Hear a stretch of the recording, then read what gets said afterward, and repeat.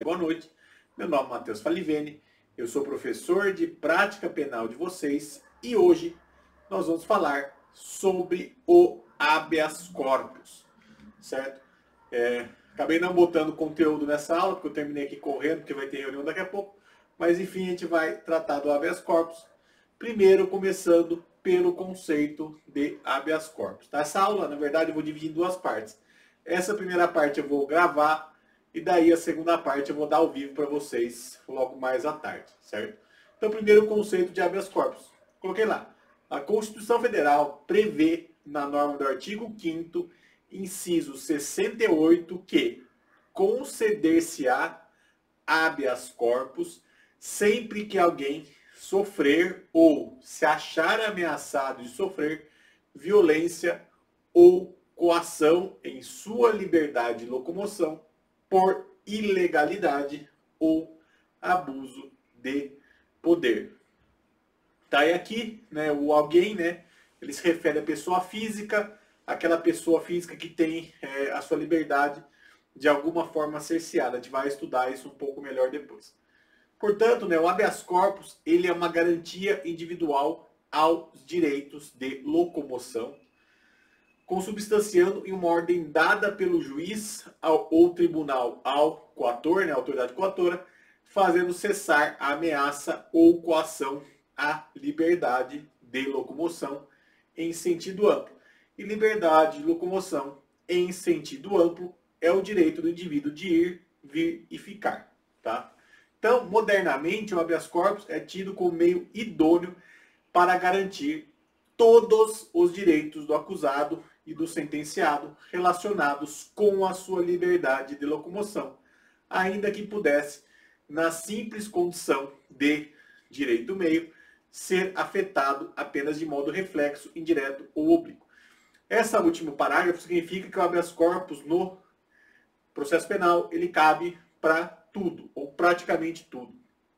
Tá? Então, qualquer coisa que coloque em risco a liberdade do indivíduo, ainda que indiretamente, pode ser debatida por meio de habeas corpus. Tá? Então, mesmo questões de nulidade, questões relativas à execução da pena, elas podem ser debatidas por meio de habeas corpus. Coloquei ainda que cabe ressaltar que, na apreciação do habeas corpus, o órgão competente para o seu julgamento não está vinculado à causa de pedir ou ao pedido formulado. Isso é muito importante, tá? Por quê? Pode ser concedida uma ordem de habeas corpus de ofício. Havendo, pois, a convicção sobre a existência de ato ilegal não veiculado pelo impetrante, cumpre ao tribunal afastá-lo, ainda que isto implique na concessão de ordem em sentido diverso do pleiteado, conforme se depreende do artigo 654, parágrafo 2º do Código de Processo Penal. Então, o que acontece? O tribunal, ao receber um habeas corpus, ele não está limitado à causa de pedir daquela petição. Ele pode conceder o habeas corpus de ofício. Então, a gente tem que diferenciar aqui, é importante fazer essa distinção já de cara. A gente tem o habeas corpus como ordem, que é a ordem de habeas corpus, e a gente tem também o habeas corpus, petição de habeas corpus, que daí é uma petição de natureza constitucional e processual penal, né? É o chamado VRIT, né? Tem natureza de ação, tá? É uma ação constitucional, um VRIT, e é o que a gente vai estudar nessa aula, né? A gente vai estudar basicamente primeiro a teoria, depois na segunda parte a gente vai estudar a petição propriamente dita, que é o habeas corpus como petição. Meu celular não vai parar de tocar, né? Ainda em série de habeas corpus, inexiste a possibilidade de reexame, ou reanálise, né? Uma análise probatória, ou mesmo de dilação probatória, visando reparar seu erro judiciário em face do seu caráter sumaríssimo. Então, o habeas corpus, assim como ocorre com o mandado de segurança, ele é uma ação de cognição sumaríssima, de forma que não é possível dilação probatória, né, no seu bojo. A petição do habeas corpus ela tem que vir com a prova pré-constituída de forma documental. Dessa maneira, né, mostra-se inidôneo para anular uma sentença condenatória em julgado o argumento que seria contrário à prova dos autos, por exemplo, porque isso demandaria julgamento de prova. E para isso você tem a revisão criminal. Porém, excepcionalmente, tem-se admitido o habeas corpus para corrigir erro manifesto na fixação da pena, por exemplo. Tá? Depois, na segunda parte da aula, aula ao vivo, a gente vai ver a jurisprudência dos tribunais superiores, tá? Que limita bastante o habeas corpus. Quer dizer, a legislação, a Constituição não limitam tanto, a jurisprudência limita bem mais. A gente vai ver isso na segunda parte da aula. Natureza jurídica, né? Coloquei lá, embora o habeas corpus ele esteja incluído no título do Código de Processo Penal, que trata dos recursos, e de, por vezes, pareceres comum, na realidade ele não é um recurso. Tá? Ele possui, na verdade, natureza de ação autônoma de impugnação. Tá? Ele é uma ação autônoma de impugnação. Ele é uma ação de natureza constitucional que serve no processo penal como uma ação autônoma de impugnação ao lado do mandado de segurança e da revisão criminal. E o habeas corpus ele tem o nome de writ, né, que é um nome que vem do direito inglês, que é a questão dele ser uma ação constitucional, né, ser a principal ação constitucional. Coloquei lá, dentre tantos motivos que refutam a natureza de recurso do habeas corpus, segue um que consideramos contundente. O recurso pressupõe a existência de um processo. Né? E o HC ele cabe fora do processo. Você pode impetrar HC contra inquérito, você pode impetrar HC mesmo se não tiver nada. E o HC, ele é um processo em si. Você não faz ele dentro do processo. Ele é como se fosse um processo contra o processo. Tá? A gente vai ver isso depois. Mas o habeas corpus como petição, o habeas corpus quando ele é usado no processo penal, ele é como se você entrasse com um processo contra o juiz do processo. Tá? A ideia que é essa. A gente vai ver isso um pouco melhor na segunda parte da aula. Bom, qual é o bem jurídico tutelado pelo habeas corpus? Coloquei lá, o habeas corpus ele visa combater ameaças ou coações ilegais à liberdade de locomoção do indivíduo, né? A liberdade ambulatorial, que é o direito de ir e vir do indivíduo. Note que, portanto, para além daquelas situações clássicas de coação ilegal efetiva a liberdade ambulatorial do sujeito, por exemplo, prisão para averiguação, o HC também tutela hipóteses de ameaça ilegal à liberdade de locomoção do indivíduo. Isso é assim, né, porque a Constituição Federal, no seu artigo 5º, inciso 68, expandiu significativamente o alcance do HC, permitindo que esse remédio constitucional tutelasse casos de ameaça ilegal à liberdade de locomoção. Então a Constituição ampliou muito o conceito de habeas corpus, de forma que hoje ele cabe, inclusive, para situações que afetam apenas indiretamente a liberdade de locomoção do indivíduo. Daí eu coloquei para comparar, né, os dois textos, tanto do Código de Processo Penal, que é mais antigo, quanto da Constituição, que é mais moderna, eles são parecidos, tá? Coloquei lá, o 647 CPP fala assim, dar-se-á habeas corpus sempre que alguém sofrer ou se achar na iminência de sofrer violência ou coação ilegal na sua liberdade de vir, salvo nos casos de punição disciplinar. Já o artigo 5º, inciso 108 da Constituição, diz assim, conceder-se-á habeas corpus sempre que alguém sofrer ou se achar ameaçado. Então aqui não precisa ter iminência de sofrer. A mera ameaça já basta para o cabimento do habeas corpus. Então, se achar ameaçado de sofrer violência ou coação em sua liberdade de locomoção por ilegalidade ou abuso de poder. Dessa forma, né, como o HC também se presta a combater ameaças ilegais à liberdade de locomoção, é perfeitamente possível a impetração desse remédio heróico, né, tem também chama de remédio heróico, quando o sujeito se encontrar em liberdade. Tá? Mesmo que o réu esteja em liberdade, que o acusado seja em liberdade, é possível a impetração de HC. É preciso, portanto, né, desprender-se da ideia de que o HC só é cabível quando o indivíduo está preso ilegalmente, pois ele é cabível toda vez que alguém se achar sofrendo uma coação ilegal à sua liberdade de locomoção, como também quando se achar na ameaça de sofrer, ou se achar ameaçado de sofrer. Né? Então, se a pessoa estiver ameaçada, também vai caber habeas corpus. Bom, e quais são as restrições ao cabimento do habeas corpus? A gente tem algumas restrições constitucionais ao cabimento do habeas corpus. Tem umas outras que são jurisprudenciais também que a gente vai ver. Primeiro, prevê expressamente a Constituição que não cabe habeas corpus para atacar punição disciplinar militar. Isso está previsto no artigo 142, parágrafo 2º da Constituição Federal. Isso é assim porque os militares estão sujeitos a um tipo de hierarquia específica que recomenda o afastamento do HC para questionar o mérito da punição militar. Você não pode questionar o mérito, você pode eventualmente questionar a ilegalidade por HC, mas não o mérito, porque o mérito é do comandante, né? O direito militar, o direito administrativo militar e o direito penal militar, eles têm dois sobreprincípios, que são os sobreprincípios da hierarquia e da disciplina. E esses sobreprincípios acabam comatando, acabam regendo todo o sistema, inclusive no que diz respeito ao cabimento do habeas corpus. Além disso, não cabe HC quando não houver, ao menos, ameaça à liberdade de locomoção do indivíduo. Assim, inexistindo possibilidade de encarceramento do acusado, perde o sentido a impetração de habeas corpus. Nesse sentido, né, é a súmula 695 do STF que diz que não cabe habeas corpus quando já extinta a pena privativa de liberdade. Da mesma forma, né, não cabe habeas corpus quando o caso demandar exame aprofundado de provas. Isso aqui é uma restrição jurisprudencial, tá? Coloquei aqui, que é preciso lembrar que o HC possui um procedimento bastante simplificado. Não há instrução probatória, tá? Não tem última testemunha, exame pericial, nada. Em regra, será preciso, no momento da impetração, demonstrar de plano a ilegalidade da prisão ou da ameaça de prisão. E é impossível o aprofundamento do material probatório, portanto, tá?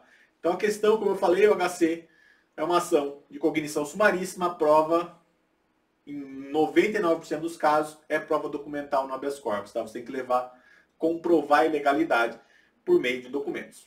Bom, agora a gente tem as espécies de habeas corpus, tá? A gente tem basicamente 4 espécies. Primeiro, o habeas corpus chamado preventivo, tá? E cada um, tá? Dá um tipo de ordem, tá? Então, primeiro a gente tem o habeas corpus preventivo, né? No habeas corpus preventivo, o indivíduo encontra-se na iminência de ser preso ilegalmente. Você impetra o HC e, nesse caso, você pede uma ordem chamada salvo-conduto, tá? Que blinda o sujeito daquela ameaça ilegal. Então, quando o HC é preventivo, você pede um salvo-conduto. E o exemplo é aqueles casos em que a pessoa vai depor na CPI da Câmara ou do Senado. Assim, os senadores e deputados adoram prender as pessoas só para mostrar que eles podem, que eles fazem e acontecem, e ficar mostrando em rede social. Então, o que você faz? Você impetra um HC e consegue um salvo-conduto para a pessoa não ser presa naquele dia que ela for depor. Tá? Depois a gente tem o HC liberatório, ou também chamado de repressivo. No HC liberatório repressivo, a pessoa já se encontra presa ilegalmente. E nesse caso, a ordem que emana, né, o documento que emana, chama alvará de soltura. Então, aquele já foi cumprida a prisão, o indivíduo está preso, então é expedido um alvará de soltura. Já o HC suspensivo, né, o chamado habeas corpus suspensivo, é aquele em que já foi expedido um mandado de prisão ilegal contra o indivíduo, porém ele não foi cumprido ainda. E nessa hipótese, o indivíduo ele obtém um documento, né, a ordem, ela chama contramandado de prisão. Por quê? Vai ser um mandado para anular aquele mandado de prisão que não foi cumprido. E por fim, a gente tem o chamado habeas corpus de trancamento. Coloquei lá. O habeas corpus de trancamento é aquele que visa obstar o prosseguimento do inquérito policial ou da ação penal quando não houver justa causa, né? Justa causa é que o fato seja típico e que existam indícios mínimos de autoria e de materialidade. E a jurisprudência entende que o habeas corpus de trancamento, especialmente no inquérito, tá, somente pode ser concedido em hipóteses excepcionais, quando a ilegalidade for flagrante. Por exemplo, fato atípico. Tá? O caso mais comum de trancamento é o fato ser atípico. Depois, legitimidade ativa. Quem pode ser impetrante do HC? Tá, aqui eu vou lembrar uma coisa antes, que o HC, a gente vai ver na petição, a petição do HC, ela tem 3 partes. Ela tem o impetrante, que geralmente é o advogado, né, mas que pode ser a própria pessoa, tá? Se não for a própria pessoa que estiver impetrando, você vai ter o paciente, tá? Então, quando o impetrante é o advogado, a pessoa que está sofrendo a coação, ela vai ser chamada de paciente. E depois você vai ter o impetrado ou autoridade coatora, que é contra quem se impetra o habeas corpus. E primeiro aqui a gente vai ver a legitimidade ativa, né? Quem pode ser impetrante? Coloquei lá. Qualquer pessoa pode impetrar habeas corpus em nome próprio ou em nome de terceiro, em nome de outro, inclusive sem procuração. Tá? Não é necessário procuração. Os tribunais têm exigido, em casos de famosos, aí, que você tenha procuração, mas não é a regra. Tá? Você pode impetrar habeas corpus sem procuração. Assim, podem impetrar HC. Pessoa jurídica, pessoa menor de idade, doente mental, estrangeiro, enfim. Não tem restrição nenhuma para quem pode ser impetrante do habeas corpus. Coloquei ainda que note que não se exige capacidade postulatória para impetrar HC, não sendo necessário, portanto, fazê-lo por meio de advogado. Então, quer dizer, não precisa ser um advogado para impetrar o HC. Inclusive, o próprio réu pode fazer o HC. E o HC, inclusive, é a única ação que é admissível à distribuição não eletrônica. Você pode distribuir HC em papel ainda. Isso acontece com os presos, né? Os presos fazem HC escrito à mão e mandam pelo correio e o tribunal distribui. E outra coisa que é importante é que pessoa jurídica, apesar de não poder ser paciente no habeas corpus, ela pode impetrar em favor de um terceiro, tá? Então, inclusive, a pessoa jurídica pode também impetrar HC. Agora, identidade passiva, né? Quem pode ser autoridade coatora ou impetrado? É possível impetrar HC contra ato de autoridade ou mesmo de particular. Então, existem algumas situações que é possível você impetrar contra ato de particular. Exemplo, diretor do hospital que não deixa o paciente sair enquanto esse não quitar a conta do hospital. Enquanto tiver uma restrição de fato à liberdade, é possível que não só a autoridade, mas também o particular sejam coatores para fins de habeas corpus. É lógico que aqueles casos trabalhistas são absurdos, tá? Tem um monte de casos de jogador de futebol que impetra HC para não pagar a multa do clube. Daí não é HC que caberia, tá? Não tem HC trabalhista, isso não existe. HC é liberdade de locomoção, apesar de eu ser trabalho de forma equivocada, eu já ter concedido algumas vezes para jogador de futebol não pagar multa, tá? Mas não é o caso, isso não é HC, tá? Bom, competência, o endereçamento, para quem você endereça, tá? É importante destacar que a competência do HC ela vai ser regida por quem é a autoridade coatora. Então, quem vai dizer qual é o juiz competente vai ser quem é a autoridade coatora. Então, competência do juiz de primeira instância. Compete o juiz de primeira instância quando o coator for delegado, policial ou particular. Porque as pessoas vão ter prerrogativa de função. Então, daí vai ser julgado pelo juiz. Agora, compete ao TJ ou TRF, né? A gente está no próximo slide, né? Então, o TJ, em regra, quando o coator for promotor de justiça ou juiz de primeira instância. Daí a competência vai ser do TJ. Porque eles têm prerrogativa de função. Mesma coisa o TRF. Quando a autoridade coatora é juiz federal ou procurador da República de primeira instância, a competência do TRF, porque eles têm prerrogativa de função. Agora, a competência do STJ vai ser quando o coator ou o paciente, tá? Daí no STJ e STF também entra a questão do paciente. Quando o coator ou o paciente for governador, desembargador, membro do Tribunal de Contas ou membro do Ministério Público da União, que oficie perante tribunais. Se aplica também ao MP estadual isso, tá? De segunda instância. E a competência do STF, quando o paciente, né, for presidente da República, vice-presidente, os membros do Congresso Nacional e os membros dos tribunais superiores. Também quando forem autoridade coatora, daí competência do STF. Bom, cabimento. A gente vai avaliar agora o artigo 648 do Código de Processo Penal. Ele traz um rol de hipótese que é cabível ao habeas corpus, porém esse rol não é taxativo, esse rol é exemplificativo. Então vamos lá, artigo 648 diz assim: a coação considerar-se-á ilegal. Inciso primeiro, quando não houver justa causa. Coloquei lá, justa causa, destacar na norma desse inciso, possui dois significados. Primeiro, falta de justa causa, isto é, falta de fundamentação para a ordem proferida. Então pode significar falta de fundamentação. Exemplo, decisão que sem fundamentação decreta a preventiva do réu. Vai caber HC. E segundo, daí a questão do trancamento, né? Você tem a justa causa para a existência do processo ou da investigação, que é a existência de elementos mínimos de autoria e de materialidade do fato. Exemplo, uma ação penal por fato atípico ou uma investigação policial por fato atípico. Não tem justa causa também é possível a impetração de HC. 2. E o segundo, quando alguém estiver preso por mais tempo do que determina a lei. Aqui é o caso típico de excesso de prazo da prisão. Passou do tempo que determina a lei, cabe HC. Inciso terceiro, quando quem ordenar a coação não tiver competência para fazê-lo. Se tiver também um erro de competência, também vai caber habeas corpus. Inciso quarto, quando houver cessado o motivo que autorizou a coação. Também é cabível. Aqui é especialmente cabível na questão da prisão preventiva, tá? Quando cessou o motivo. Coloquei um exemplo lá. Imagine-se que no curso do processo foi decretada a preventiva do réu por conveniência da instrução criminal, em razão dele estar destruindo as provas do processo. Fim da instrução probatória, não havendo mais material probatório a ser produzido e, portanto, não tendo mais nada para ser destruído, torna-se desnecessária a manutenção do cárcere. E vai caber um habeas corpus na situação, tá? Depois, inciso quinto. quando não for alguém admitido a prestar fiança nos casos que a lei autorize. Então, se cabe fiança e não é arbitrada pelo delegado ou pelo juiz, vai caber habeas corpus. Depois, inciso sexto, aqui é importante, porque tem muito HC disso na prática. Quando o processo for manifestamente nulo, então se tem uma nulidade no processo, é cabível a impetração de habeas corpus também, porque você tem um risco à liberdade do réu, que pode ser condenado no processo nulo. E inciso sétimo, também é cabível habeas corpus quando extinta a punibilidade do agente. Depois de ter a questão da liminar no habeas corpus, né? Em qualquer espécie de habeas corpus, você tem a possibilidade da concessão da medida liminar para se evitar possível constrangimento irreparável à liberdade de locomoção. E basicamente a doutrina coloca como 2 requisitos para a concessão da liminar.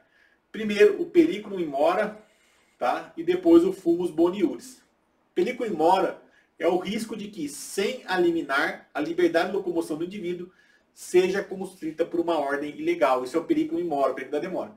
E o fumus boni iuris é a plausibilidade da tese jurídica levantada, é chamada plausibilidade da tese jurídica levantada, né? Usualmente demonstrada pela existência de normas jurídicas, interpretações doutrinárias ou precedentes judiciais, no mesmo sentido da impetração. Depois, outro tópico, possibilidade de supressão, né? Você pode ou não pode suprimir o HC do sistema? Teve uma discussão, inclusive, nisso, quando o Moro entrou para ser ministro da Justiça. Agora saiu já, mas quando ele entrou tinha essa discussão, porque ele queria meio que suprimir o habeas corpus. Porém, não é possível suprimir habeas corpus, porque é uma cláusula pétrea. Ó, vou ter que atender o telefone, vou ter que parar aqui. Bom, voltando aqui, né, depois dessa ligação telefônica, né? Possibilidade de supressão não tem a cláusula pétrea, tá? O habeas corpus não pode ser suprimido, tá? Em nenhuma hipótese. Porém, né, eventualmente, em caso de estado de defesa ou estado de sítio, ele pode ser limitado, mas jamais suprimido. Depois, questão do excesso de prazo, né? O habeas corpus ele pode sim ser utilizado como meio processual adequado para cessar constrangimento ilegal à liberdade de locomoção do acusado preso, decorrente de abusivo excesso de prazo para o encerramento da instrução processual penal. Então, se o indivíduo está preso e o processo demora muito, é sim cabível habeas corpus para se discutir o excesso de prazo. Inclusive, esse é o meio natural para você discutir essa demora e pedir a liberdade do acusado. Depois, concomitância entre habeas corpus e recursos ordinários, tá? Porque lá, por ser um habeas corpus uma ação constitucional que visa impedir lesão ou restaurar o exercício do direito de liberdade, nada impedirá a concomitância com qualquer recurso. Então você pode ter correndo um recurso e ao mesmo tempo impetrar o HC. Isso não é proibido, tá? Pois, prevenir ou fazer cessar a violência ou coação não encontra obstáculo por determinação de rito ou fim do processo, sendo, porém, lícito ao tribunal remeter o exame da pretensão para o julgamento do recurso de maior abrangência. Tá? O tribunal pode meio que reter o HC para julgar depois. Mas você pode impetrar. Tá? É até comum que se faça isso em casos maiores, em casos mais complexos. Você tem correndo uma apelação, por exemplo, você vai dando uns tiros de habeas corpus no STJ ou no STF para ver se consegue ganhar alguma tese. Tá? Isso é uma estratégia. Lógico que o advogado tem que pensar qual é a melhor estratégia no caso concreto, mas essa é uma estratégia possível. Depois, habeas corpus como meio de substituição de recurso ordinário constitucional, né, se é viável ou não. Tá? A jurisprudência do STF e STJ, a gente vai ver na segunda parte da aula, eles falam que não é possível isso. Tá? Porém, a Constituição Federal admite que o interessado possa substituir o recurso ordinário constitucional contra a decisão denegatória de habeas corpus. Você pode fazer um HC contra o HC negado. Tá? Isso não é proibido, a Constituição não proíbe isso. Tá? Os tribunais, por uma questão de conveniência, tá? Tanto o STJ quanto o STF, têm dito que não é cabível HC substitutivo de recurso ordinário e também não caberia HC substitutivo de revisão criminal. Tá? Mas isso não está previsto na Constituição e nem no Código de Processo Penal, uma interpretação que eles fizeram na tentativa de diminuir o número de habeas corpus. Tá? Aqui eu estou falando um pouco mais, né? Tá? Depois, habeas corpus e punições disciplinares militares, não é cabível, já falei isso, tá? Você não pode discutir o mérito da punição militar, e você pode discutir eventual ilegalidade, mas não o mérito. Depois, uma questão interessante, né, para encerrar, é o empate em habeas corpus, isso aqui é bem importante, né? Ocorrido o empate na decisão em sede de habeas corpus, independentemente de tratar-se de ação originária ou de substitutivo de recurso ordinário constitucional, recurso especial ou recurso extraordinário, cumpre proclamar a decisão mais favorável ao paciente. Então, assim, geralmente os tribunais eles têm número ímpar de julgadores, mas pode acontecer que naquele dia específico um dos julgadores faltou. Então, em vez de ter 5 ministros, tinha só 4. Em vez de ter, sei lá, 3 desembargadores, tinha só 2. Então, quer dizer, supondo, mais fácil acontecer em Tribunal Superior isso, tá? Então, supondo, no STJ, 5 ministros, um faltou, tem 4. Ficou 2-2. Nesse caso, tem que ser proclamado como vencedor, né, a posição mais favorável ao réu, porque o empate em habeas corpus favorece o paciente, certo? Então, agradeço vocês por terem assistido, muito obrigado e até mais.